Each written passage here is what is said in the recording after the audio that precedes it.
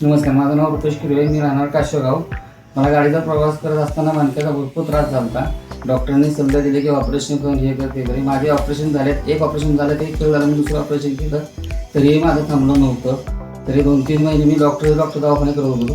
तर मला एक आता असं कळलं की मयुरेश्वर आयुर्वेदिक हॉस्पिटल आहे आपल्या कराडमध्ये, शिंदे डॉक्टर्स आहेत, त्यांच्याकडे मी आलो. त्यांनी फक्त मला 8 दिवसामध्ये जी ट्रीटमेंट दिली त्याची तयार झालं. माझ्या पायात मुंग्या येत होत्या, मुंग्या पूर्ण बंद झाल्या. मला चाला येत नव्हतं, पायाच्या तळव्यामध्ये पूर्णपणे बधीरपणा होता.